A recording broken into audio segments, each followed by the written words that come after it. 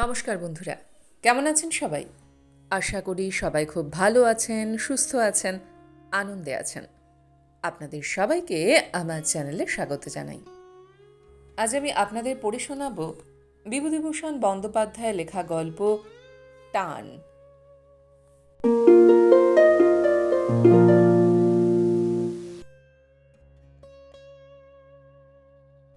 গল্প নয়, সত্য ঘটনা।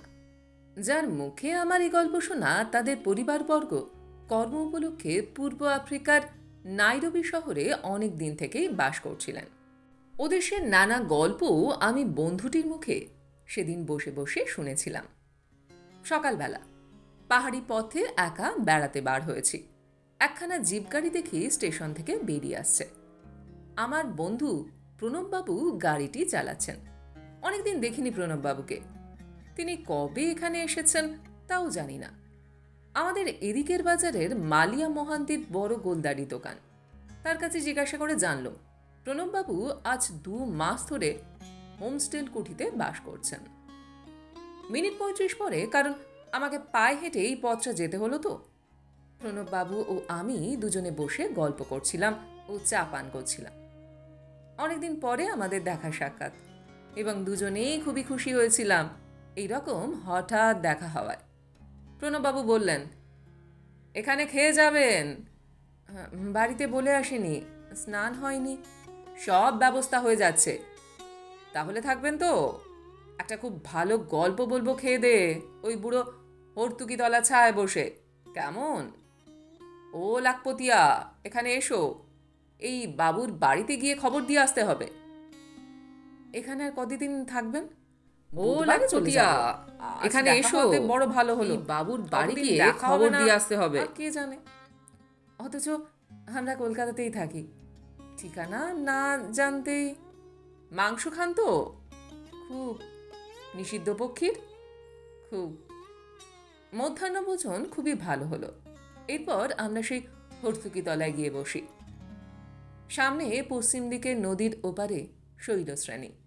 ঝিরঝির বাতাস বইছে নদীর দিক থেকে। একদল সাদা বক পাহাড় শ্রেণীকে পিছনে ফেলে মেঘের তলা দিয়ে উড়ে আসছে এদিকে।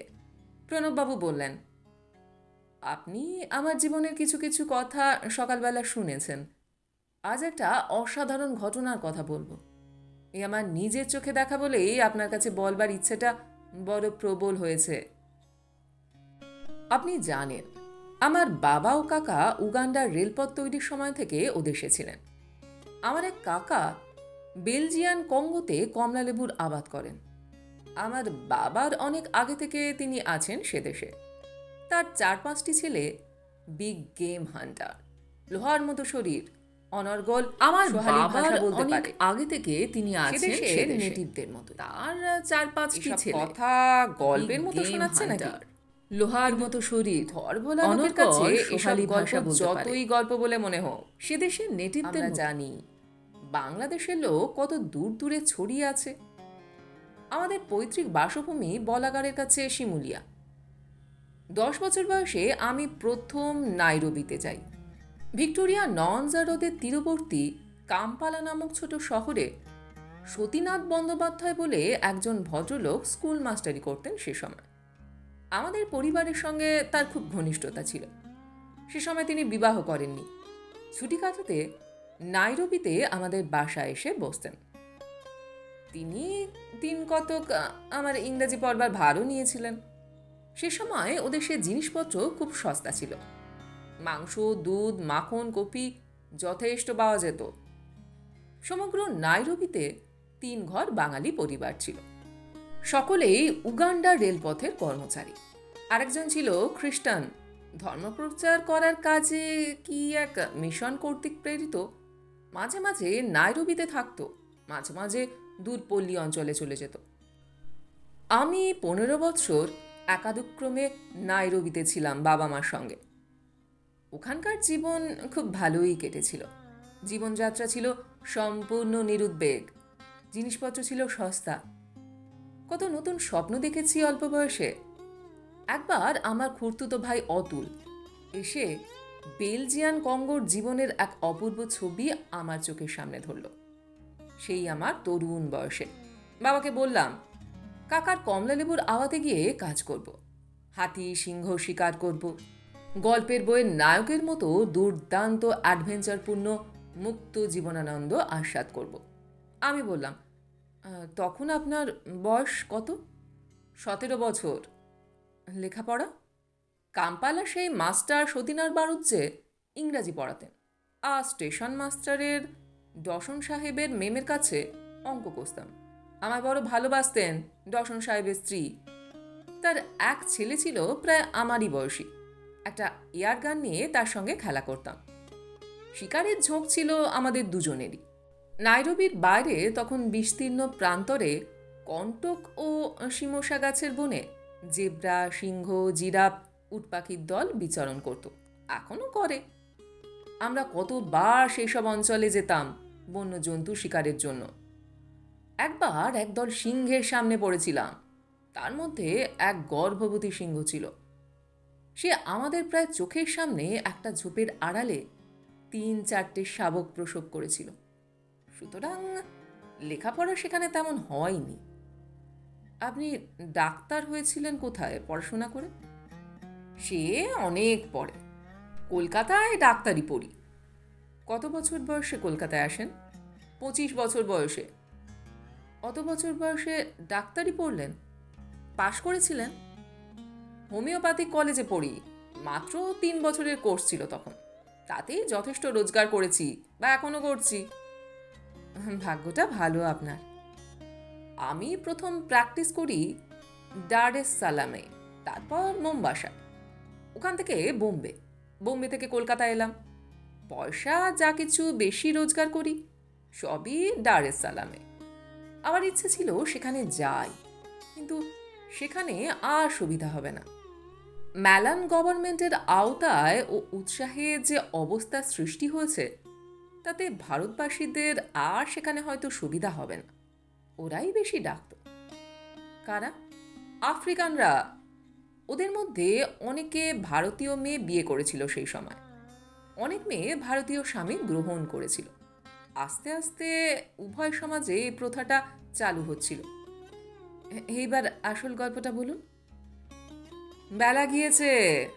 বাকিটুকু অথবা আসলটুকু অতি গল্প, কিন্তু ভারী অদ্ভুত। শুনলেই তো ফুরিয়ে যাব। তার চেয়ে চলুন চা খাওয়া সেরে নেওয়া যাক। চা খাওয়া হলো খুব ভালো। ওবেলাতেও যাতে আমি থাকি সেজন্য প্রণববাবু ও তার স্ত্রী পিড়াপিড়ি করতে লাগলেন। এবেলা নাকি ভালো করে খাওয়ানো হলো না। আমার খাওয়ার নাকি খুবই কষ্ট হলো। সন্ধ্যার পর আজ জ্যোৎস্না আধো অন্ধকারের মধ্যে প্রণববাবু আবার গল্প শুরু করলেন সেই হর্তুকি তলায় বসে। এইবার যে কথাটা বলবো সেটা ভালো করে বুঝতে হলে আমার মামার বাড়ির ইতিহাস আপনার কিছু জানা দরকার। আমার দাদামশাই গোবিন্দ ঘোষাল সিপাহী বিদ্রোহের সময় ফয়জাবাদ মিলিটারির অ্যাকাউন্টেন্টে কাজ করতেন। তার 2 বিবাহ। আমার দিদিমাকে তিনি বিবাহ করেন তখন তার বড় ছেলের বয়স 30 বছর। আমার মা তার শেষ বয়সের সন্তান। কিন্তু আশ্চর্যের বিষয় এই যে আমার সে দিদিমা সধবা অবস্থায় দেহত্যাগ করেন। আমার মাকে মানুষ করে বামা বলে এক পুরনো ঝি, আমার মামার বাড়ি। আমার দাদামশাই তখন চাকরি থেকে অবসর নিয়ে হুগলি জেলায় নিজের গ্রামে এসে বসেছেন। বাবা মাকে ঠিক নিজের সন্তানের মতো মানুষ করেছিল। বাইরে কোথাও গেলে সন্ধ্যার পর পিছু পিছু যেত। মার বড় বয়সেও। বাবা কোথাও যেত না। নিজের দেশ বর্ধমান জেলার যে ক্ষুদ্র গ্রামটিতে তার পৈতৃক ভিটে, মার ভার নেওয়ার পর থেকে সে কখনো আর সে গ্রামেও পদার্পণ করেনি। আমার মা যখন বিয়ের কোণে সেজে আমাদের বাড়ি এসেছিলেন, বাবা তখন মার সঙ্গে এই বাড়ি চলে আসে এবং মাঝে মাঝে দেশে চলে গেলেও প্রায়ই তার এই জামাই বাড়ি এসেই থাকতো। মা বলতেন, এখানেই থাকো না কেন বামা? সে বলতো, না খেদি। মার ডাকনাম ছিল খেদি।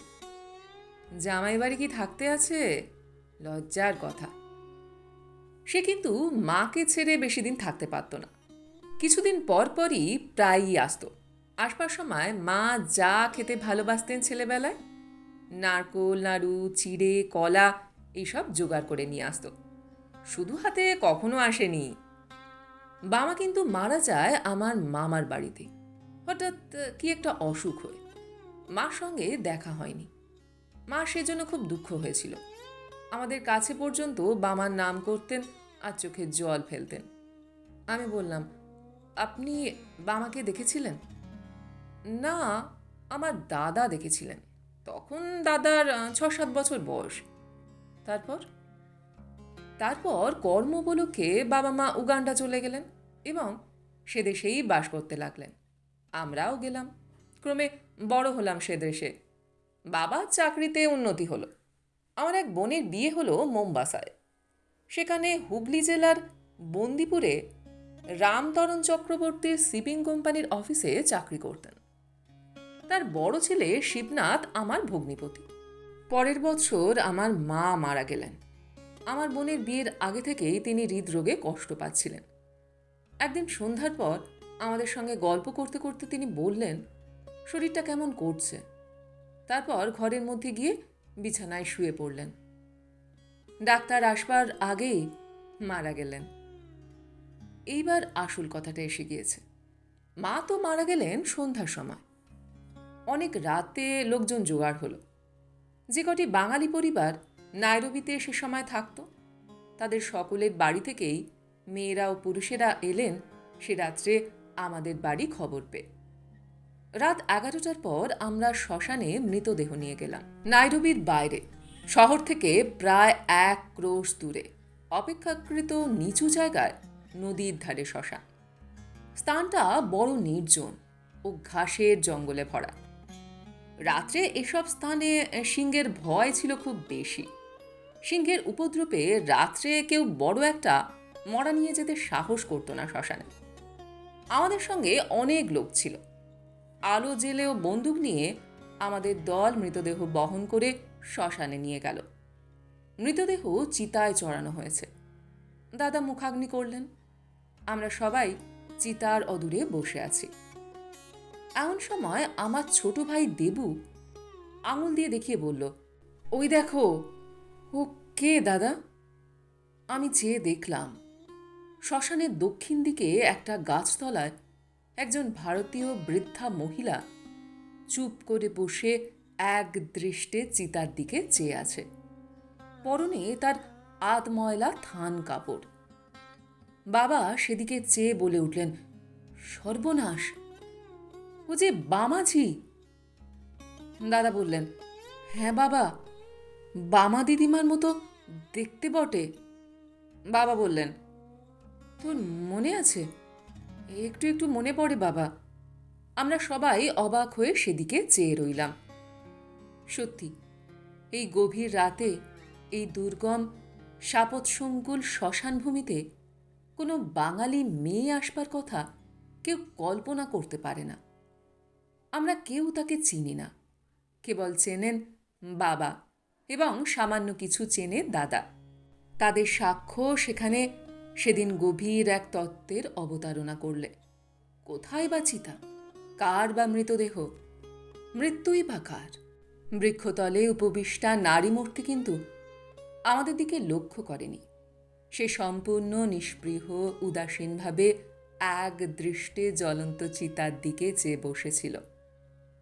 এখনো সে ছবি আমি দেখছি যেন চোখের সামনে। চিরকাল আঁকা থাকবে সে ছবি আমার মনের পটে।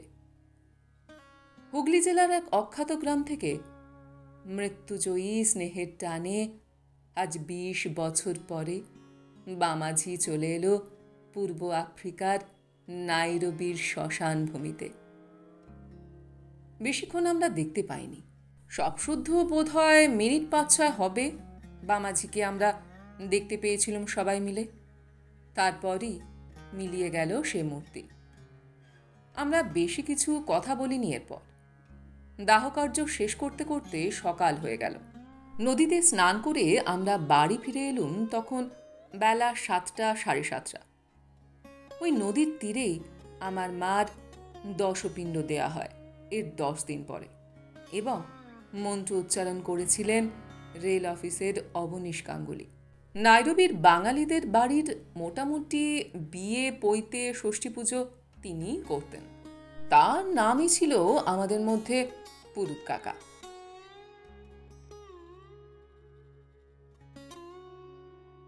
গল্পটি এইখানে সমাপ্ত হলো। আপনারা এতক্ষণ শুনছিলেন বিভূতিভূষণ বন্দ্যোপাধ্যায় লেখা গল্প টান। গল্পটি আপনাদের কেমন লাগলো বা আমার গল্প পাঠ আপনাদের কেমন লাগলো কমেন্ট সেকশনে অবশ্যই লিখে জানান। যদি আমার গল্প পাঠ আপনাদের ভালো লেগে থাকে তাহলে আশা করব লাইক শেয়ার অবশ্যই করবেন।